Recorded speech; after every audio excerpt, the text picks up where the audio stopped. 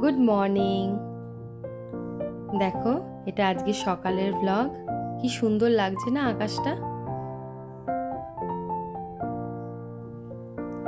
এই যে কিচেনে চলে এসেছি। আজকে বিরিয়ানির অর্ডার হয়েছে।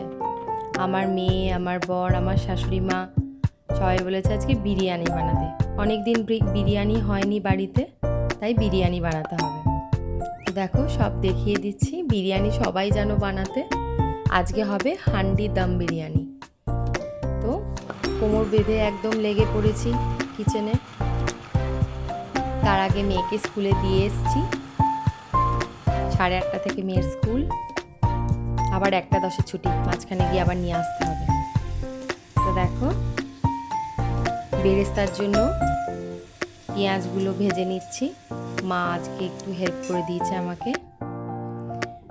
এই যে ভাতটাও রেডি হয়ে গেছে, জলটাও ঝরিয়ে নিয়েছি।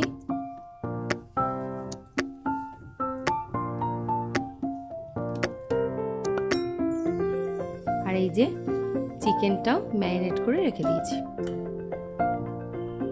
কে কে আছো বিরিয়ানি লাভার আমাদের মতো? আমরা বিরিয়ানি খেতে খুব ভালোবাসি, কিন্তু দোকানেরটা খেতে ভালোবাসি না। কেননা ওই কেওড়া জল, মিঠা আতর, গোলাপ জল এগুলো দিলে আমার মেয়ে আর আমার বর কেউ খায় না। ওদের গন্ধটা খুব নাকে লাগে, ওরা গন্ধটা নিতে পারে না। ওই গন্ধগুলো বাদে আমি বানাই। তো দেখো, চিকেনটা প্রায় অলমোস্ট হয়েই এসছে।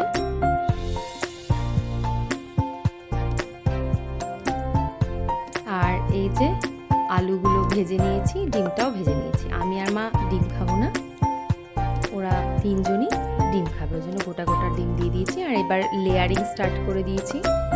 প্রায় 6-7টা লেয়ারিং করি আমি হাঁড়ির মধ্যে। এই যে সব রেডি করে নিয়েছি। দেখো, লেয়ারের পর লেয়ার করেছি।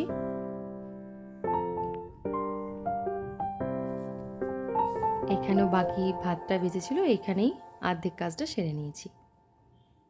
তো দেখো, এই যে এরপর আমি কেশর দেওয়া দুধটা আমি এর ওপর ছড়িয়ে দেবো। ব্যাস, আমাদের 90% কাজ হয়েই গেল বিরিয়ানির। এরপর দেখো, তাওয়া চাপিয়ে দিয়েছি। এবার ধিমে আছে 15-20 মিনিট ধরে হবে হান্ডি দম বিরিয়ানি। এই যে হয়ে গেছে। ডিম আলু সব দিয়ে দিয়েছি। আলুটা ভাড়ে ভাতটা যেন ভেঙে না যায়, ওই জন্য আলুটা সাইডে দিয়েছি। ব্যাস, আজকের মেনু এটাই। আর রায়তা আমার মেয়ে বানিয়েছে, কালকে সেটা শেয়ার করে দেবো।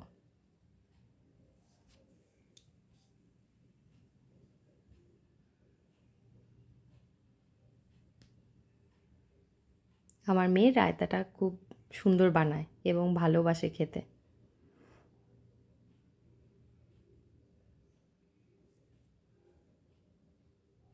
ব্যাস, আজকের মতো এটুকুই। Tata, good night.